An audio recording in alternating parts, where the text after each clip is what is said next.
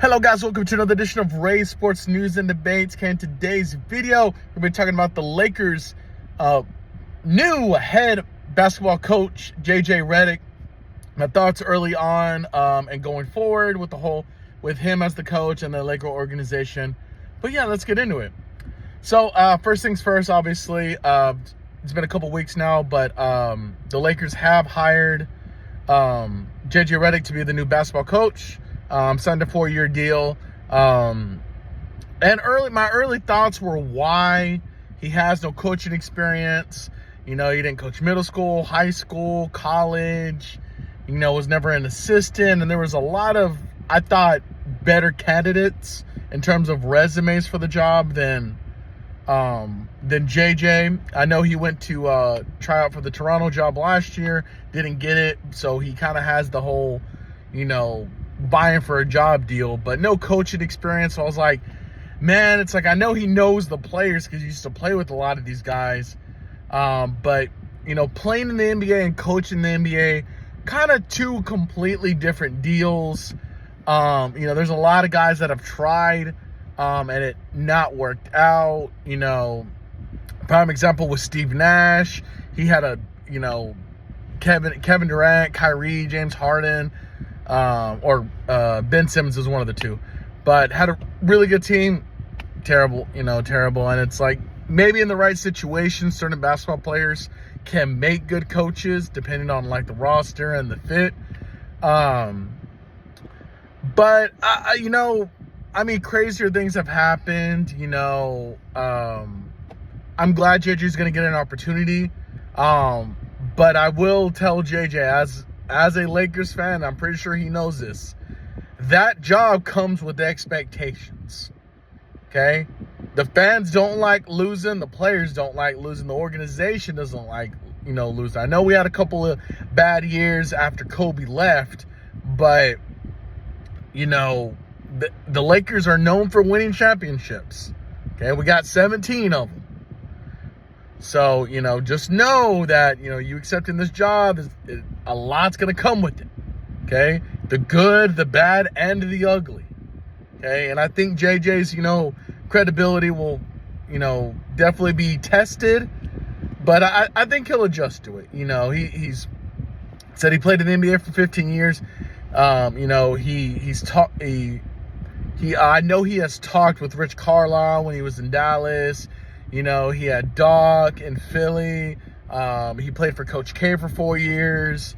So, he's probably picked up a couple of things from those guys. So, I'm going to hold my judgment back. I'm going to give him benefit of the doubt. And I'm going to see how well he does this first year. Where my attitude on JJ changed was he did, as a new head coach to any team, he had his, welcome interview, and I remember two specific questions which, like I said, completely changed my view on JJ Redick. The first one was, JJ has a successful podcast with LeBron James. Is that going to continue? And if his answer would have been anything other than no, big red flag immediately. Now, I'm pretty sure Rob Pelinka and, Jeannie Buss and, Magic, the whole hiring crew probably said, hey, you're going to be head coach. We're going to ask you to stop the podcast or stop being on it, hand it over to somebody that can continue doing it. I think that was partial. I think JJ, was good either way, but he came out and said, no, I'm done podcasting while I have this job. I'm going to do like a farewell kind of thank you to the viewers type video. Other than that, I'm done podcasting. Which earned my respect, because if his focus would have been on anything other than being the head coach of the Los Angeles Lakers, big red flag. Why are you focusing on a podcast when you're a head coach, knowing the expectations? But really gained my respect. So I'll give JJ his props on that.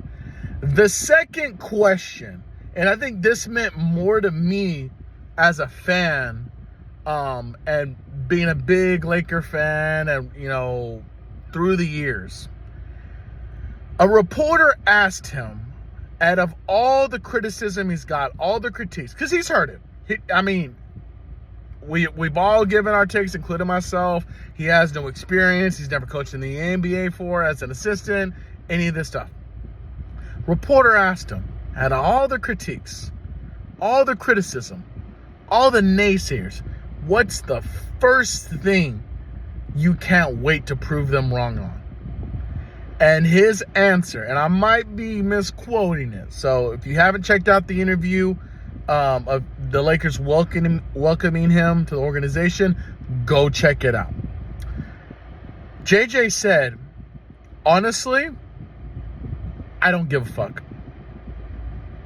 I don't give a fuck about the criticism. I don't give, now he didn't say the F word that many times, but basically what he said was, I don't care. My job is to not prove people wrong. My job is to be the head coach of the Los Angeles Lakers and do the best goddamn job I can do. He said, I don't give a fuck about proving anybody wrong. I have this team. We're going to get it better. My goal is to win a championship as a head coach for the Los Angeles Lakers. Okay. Now, when he said he didn't give a fuck about proving people wrong, at first I was like, well, dang, like me in that situation, I would kind of want to prove him wrong. But from a fan, from a bigger picture perspective, I understand that. Because his goal should be being the best head coach of Los Angeles, the best head coach possible for the Los Angeles Lakers.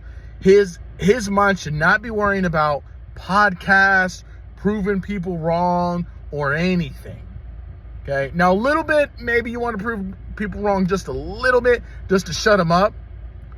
But his focus needs to be on the team.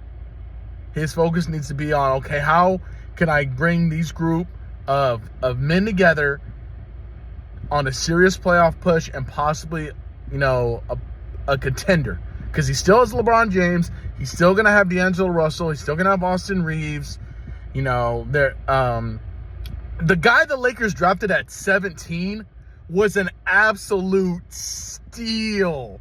That kid from Tennessee averaged 22 during college, had 35 at least 4 or 5 times throughout the year. An absolute shooter, which the Lakers need. Love that. Now, they got Bronny. I'm not going to lie. They got Bronny to keep LeBron.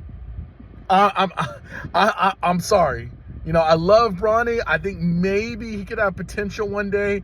I don't think he's NBA ready. But me saying that, he's going to learn from arguably one of the best basketball players to ever play this game. And that's LeBron James, his dad. So if he's going to learn from anybody, I'm glad he's learning from LeBron and AD. 2 guys that are going to shape him, mold him with his game into being a great NBA player. He can shoot the ball. Okay, so I like that. But going back to the whole JJ thing, those 2 points I just made, the podcasting and him not worrying about proving people wrong, really kind of opened my eyes, because I was like, well, hey, he has no experience. He knows the expectations. They're big. They're high. Just like any coach. That's why Darvin only lasted 2 years. That's why Frank Vogel only lasted a couple of years. But his mindset, I can tell, is specifically on the Los Angeles Lakers. And getting that team to be the absolute best. And I can respect that.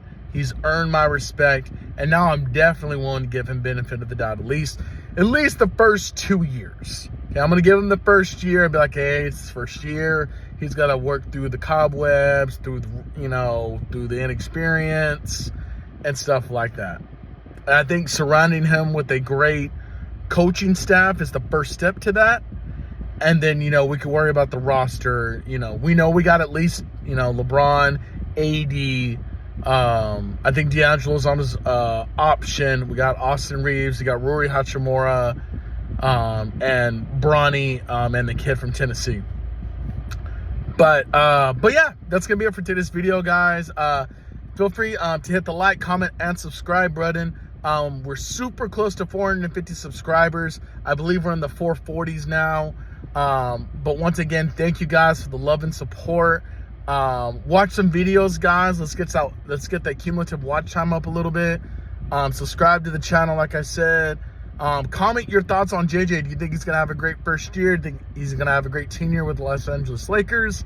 But yeah, guys, until next time, you guys have a good one. Happy 4th of July, and have a great week, guys.